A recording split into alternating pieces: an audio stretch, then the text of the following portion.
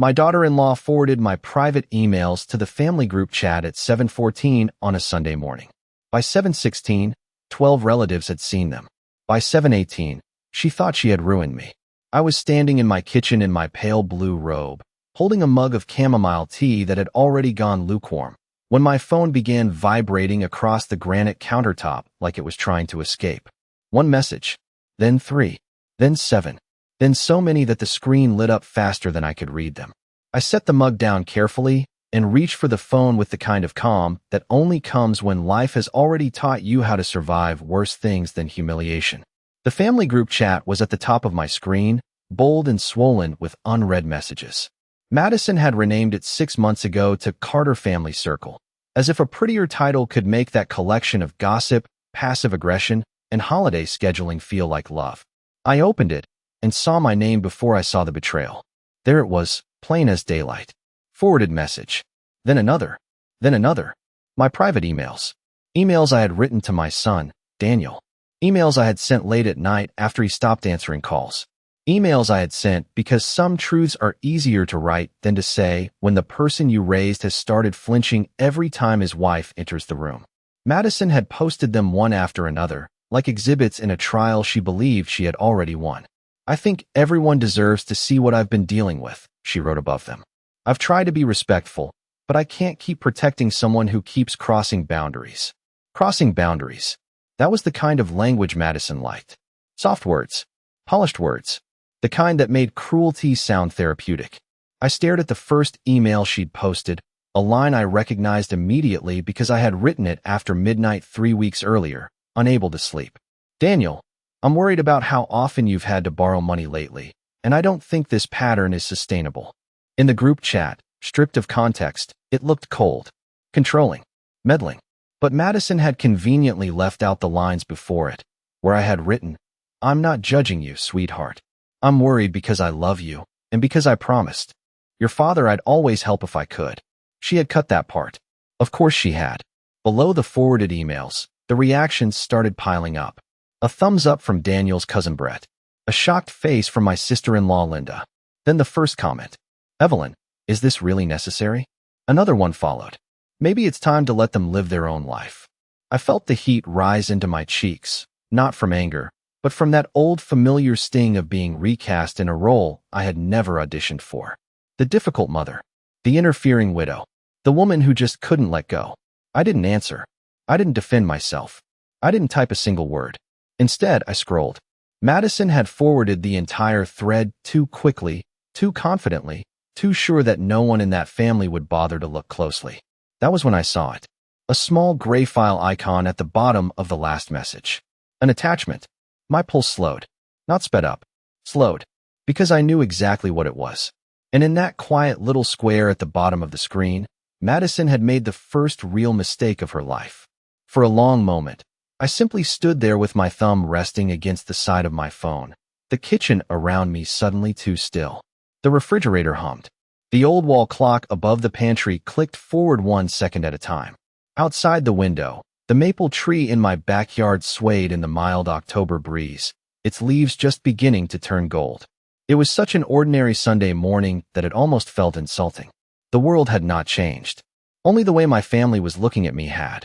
I tapped the attachment, but I did not open it yet. Not immediately.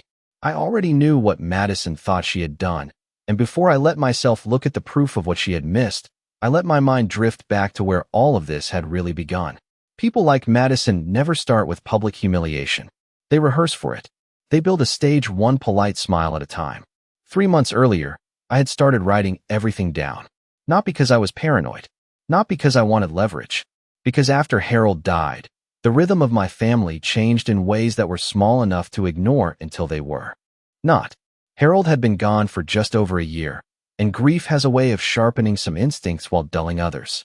I could still remember the exact sound of his slippers across the hardwood floor at 6 in the morning, but I had started forgetting whether Daniel had asked to borrow $800 or $1,200.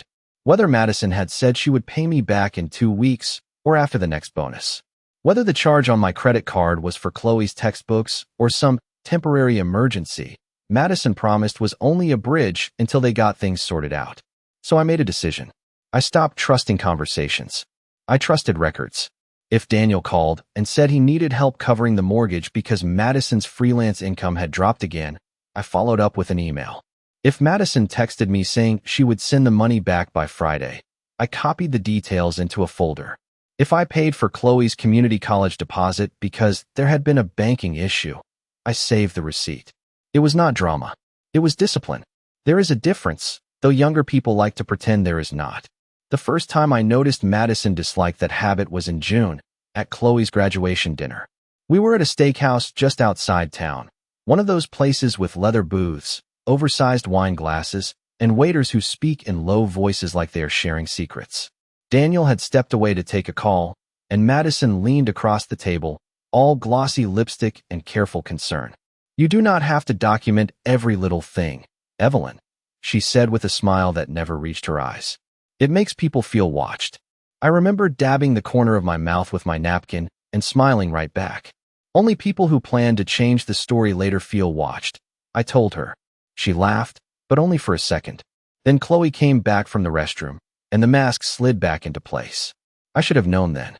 Women like Madison do not forget comments like that. They file them away. They wait. And now, standing in my kitchen with half my husband's old coffee mug still hanging beneath the cabinet and my family silently deciding what kind of woman I must be, I looked down at that attachment icon and understood something with perfect clarity.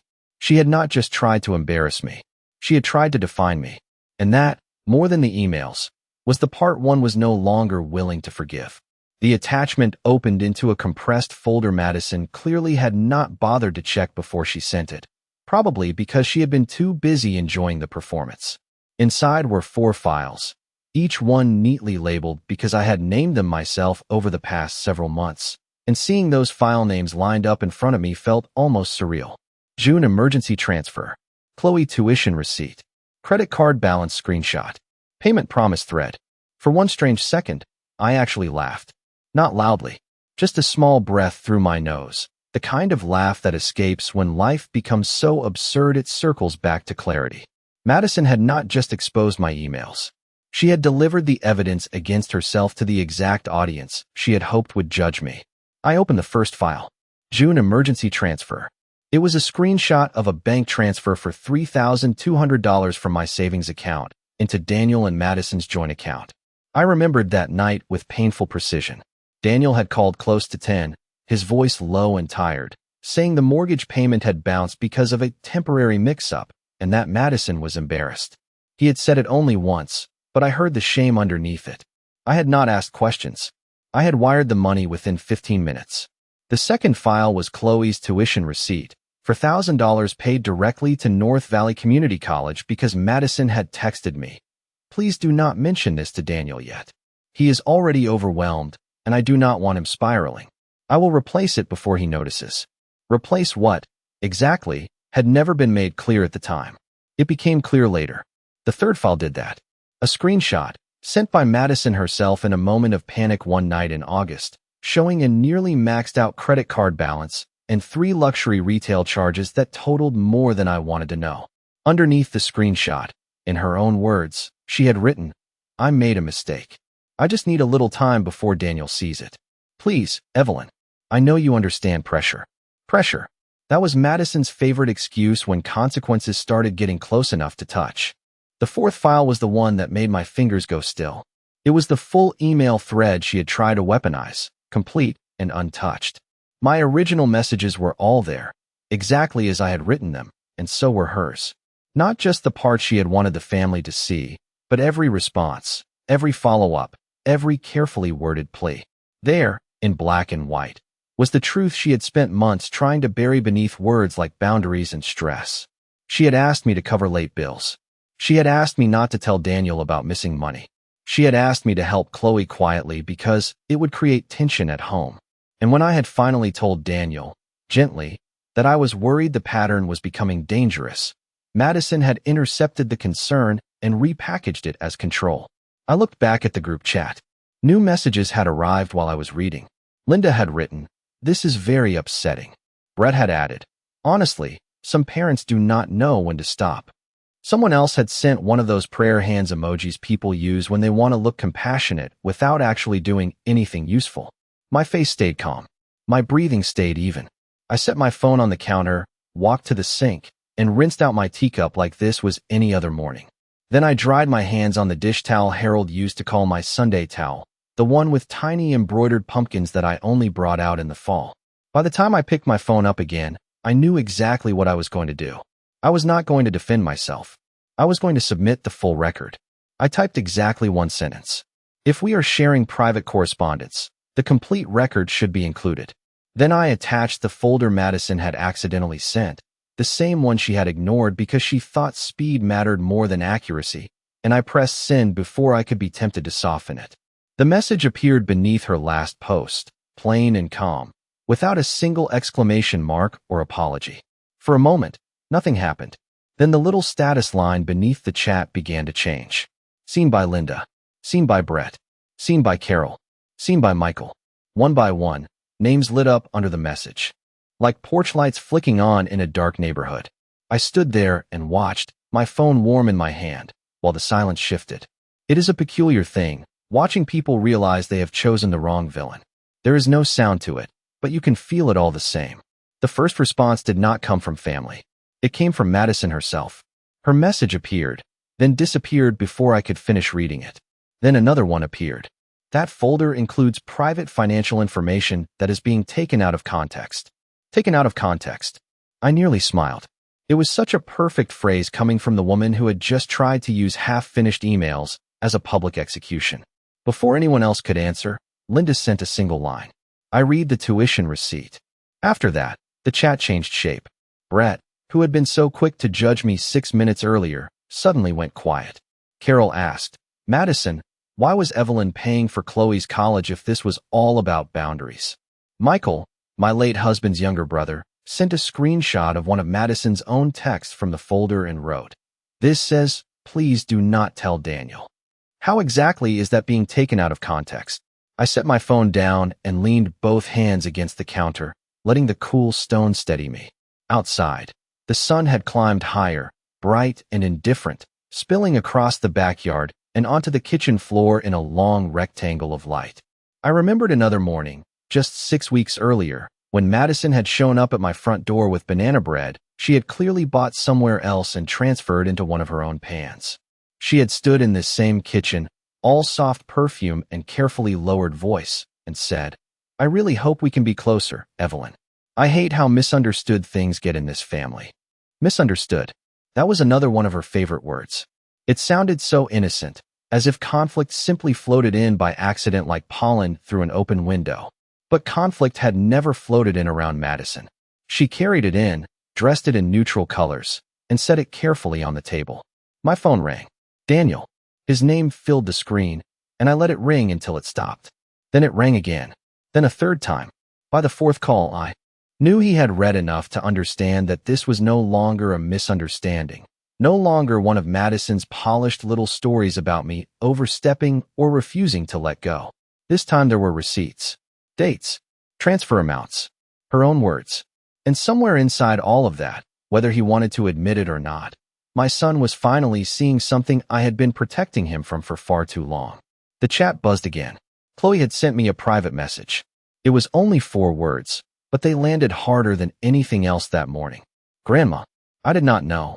I closed my eyes for a second, just long enough to feel the ache of it. Then I opened them, picked up my phone, and prepared for Daniel to come to my house and ask questions he should have asked months ago. Daniel arrived 23 minutes later, which told me 2 things immediately. First, he had not spent that time arguing with Madison. If he had, he would have been later, angrier, and louder. Second, he had driven here in silence, which meant he was scared. I saw his car pull into the driveway through the lace curtain above the sink, and for one brief second, he looked exactly like the boy who used to come home from Little League after striking out, shoulders tight, jaw clenched, hoping I would somehow already know what to say. But when he stepped onto my porch, he was 39 years old, 6 feet tall, wearing a charcoal quarter-zip sweater and the expression of a man who had just realized the ground under his marriage was not as solid as he had believed. I opened the door before he could knock. Come in, I said, and that was all. He stepped into the foyer and looked around like the house itself might accuse him. Harold's framed fishing photo was still on the hallway table. The brass umbrella stand was still by the door. The faint scent of cinnamon from the candle I had lit the night before still hung in the air. Nothing had changed in this house except the people who came and went from it. Daniel followed me into the kitchen, where the folder with printed copies of the files sat neatly beside the fruit bowl. I had not planned to print them, but old habits are old habits. Digital evidence is useful. Paper evidence feels final. He glanced at the stack, then at me. "Mom," he said, and his voice cracked on that single word. I did not rescue him from it. I simply pulled out a chair. "Sit down." He sat, not gracefully, not confidently, just heavily, like a man lowering himself into a truth he did not want. For a few seconds, he only stared at the folder. "Madison says you made it look worse than it is," he said finally. I folded my hands on the table. "Did she explain the tuition receipt?" He looked down. "She said there was a misunderstanding." "Did she explain the transfer for the mortgage?" His jaw tightened. "She said it was temporary." "Did she explain why she asked me not to tell you?" That one landed. I saw it in the way his shoulders shifted, in the way his eyes finally lifted to mine and stayed there. My son had inherited Harold's eyes. Blue, steady, and usually far too gentle for the world. Right now they looked hollowed out. "Why did you not tell me?" he asked, but there was no accusation in it. Only exhaustion. Only shame. I could have answered a dozen different ways. I could have told him I did not want him to feel trapped between his wife and his mother. I could have told him that after Harold died, I had promised myself I would not become the kind of widow who used grief as leverage. I could have told him that every time Madison came to me with another emergency, she made it sound like protecting him was the same as loving him. But the truth was simpler than all of that. "Because every time I tried to tell you something was wrong," I said quietly, "you looked at me like I was making your life harder." Daniel flinched, and I hated that I noticed it. He rubbed one hand over his mouth, then reached for the folder. He opened the first page, then the second, then the screenshot with Madison's own message asking me to keep the credit card charges from him. His face changed slowly, which was worse than if he had exploded. Anger can be managed. Slow recognition is different. It sinks. It rearranges things. He read in silence for nearly 3 full minutes. And in a family, 3 minutes of silence can be louder than shouting. When he finally looked up, his voice was barely above a whisper. "How long has this been happening?"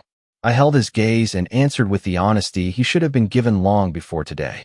Long enough that she thought the family would believe her before they believed me. Daniel sat there with the folder open in front of him, but I could tell he was no longer reading the pages.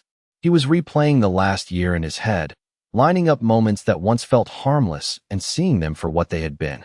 That is the cruel thing about truth when it finally arrives. It does not simply reveal what is happening now. It forces you to revisit everything you missed. He turned back to the screenshot from August, the one where Madison had sent me the credit card balance and asked me not to tell him. His thumb hovered over the edge of the page as if touching it too firmly might somehow change what it said. "She told me that card was used for groceries and Chloe's school clothes," he said, more to himself than to me. I did not answer. He did not need my commentary. The paper was doing a better job than I ever could. He kept going. The tuition receipt, the mortgage transfer, the email thread where I had tried, one final time, to say gently that constant emergencies were not a plan. By the time he reached the last page, his breathing had changed. Not dramatic, just shallower, more careful, like a man trying not to break something fragile inside himself. "Why would she do this in the family chat?" he asked after a while, and that question told me he was finally asking the right one. Not did she do it. Why? Motive matters when the lie stops working. I reached for my now cold mug and took a sip anyway. The tea was bitter. "Because she needed an audience before she needed a defense," I said. People believe the first version they hear, especially when it flatters what they already suspect. He looked at me, confused. I held his gaze. Madison has spent years making me look like the difficult one. Too involved. Too careful. Too old-fashioned. So when she showed them my emails without context, she was not creating a story. She was cashing. And on one she had already been building. Daniel leaned back in the chair and stared at the ceiling for a second, and I saw Harold in him so strongly it made my chest ache. Harold used to do that when he was trying to think around a problem instead of through it. "I should have seen it," he said.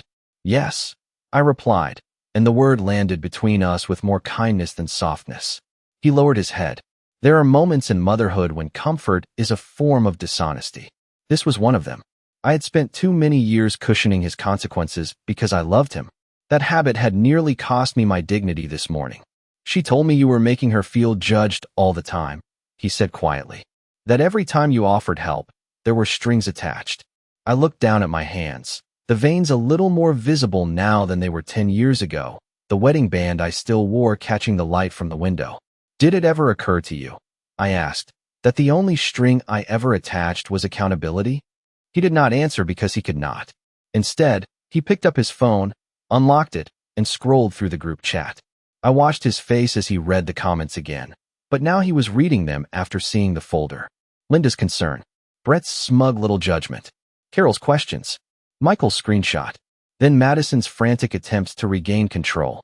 There were 3 deleted messages from her now, followed by one final line she had left up, probably because she thought it sounded dignified. This is not the place for a financial discussion. Daniel let out a breath so sharp it almost sounded like a laugh, but there was no humor in it. No, he said, locking the phone and setting it face down on the table. It was the place for a public humiliation, until it stopped working. Then he stood up, picked up the folder, and looked at me with a steadiness I had not seen in months. I need to go home, he said. And for the first time in a long time, I believed he finally understood that home might not mean what he thought it did. After Daniel left, the house became quiet in that peculiar way it always did after something irreversible had happened. Not peaceful, not yet, just still, as if the walls themselves were listening for what came next. I stood at the kitchen window for a long time, watching his car back out of the driveway and disappear down Maple Crest Lane, and I had the distinct feeling that 2 marriages had just left my house with him. His and mine. Harold had been gone 14 months, but grief does not leave in a straight line. Sometimes it lingers in a coat still hanging in the hall closet. Sometimes it appears in the shape of your son standing at your kitchen table, finally understanding the kind of silence his father would never have tolerated. I did not call anyone. I did not text Chloe back right away. I did not check the group chat. Instead, I folded the dish towel, rinsed the sink, and wiped down the counter with slow, practiced movements that made me feel like I still belonged to myself. There is something deeply comforting about ordinary tasks when your family has turned into a courtroom. By early afternoon, the sun had shifted to the front of the house, and I was in the living room refilling the bird feeder by the bay window when my phone rang again. This time it was Chloe. I answered on the second ring. Hi, sweetheart. Her breathing was uneven, the way it gets when someone is trying very hard to sound calm and failing. Grandma, is Dad there? No, I said. He left a little while ago. There was a pause, and then she said something so quietly I almost missed it. Mom is packing a bag. I sat down slowly on the edge of Harold's old recliner, the one I still could not bring myself to replace even though the leather had cracked along one arm. What happened? I asked, though I already knew enough to imagine the shape of it. Dad asked to see her phone, Chloe said. And then he asked about the card. And then about the tuition money. And then she started saying you were manipulating everybody, and that none of it was what it looked like. Chloe's voice wavered. Grandma, he did not yell. He just got really quiet. That did not surprise me. Daniel had inherited my restraint, not Harold's temper. Quiet was always the more dangerous mood in our family. Where are you? I asked. In my room. I locked the door because I do not want to be in the hallway while they are talking. I closed my eyes for a second. 19 years old, hiding behind a locked bedroom door because the adults in her life had made a mess of trust. You stay there as long as you need to, I told her. And if you need a place tonight, you come here. No discussion. She sniffed, and I could picture her exactly, sitting cross-legged on that floral comforter Madison had picked because it looked Instagrammable, twisting a strand of hair around her finger the way she did when she was anxious. I am sorry, she whispered. For what? For believing some of it, she said. Mom always said you made people feel guilty when you helped them. I thought maybe. Her voice broke. I did not let her finish. Chloe, listen to me. Being lied to by someone you trust is not a character flaw. That silence on the other end felt different from the ones earlier that day. Softer. Human. Then she said, Dad told her if she leaves without taking anything from your money ever again. I looked out the window at the bird feeder swaying gently in the breeze, and for the first time all day, I let myself feel something close to relief. Not triumph. Relief. Because the money had never been the wound. It had only been the tool. The wound was what she had tried to make my family believe about me. And now, little by little, that lie was starting to lose oxygen.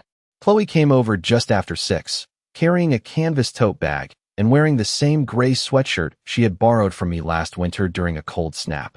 The sleeves were too long on her, and the sight of that small familiar detail nearly undid me more than the entire morning had.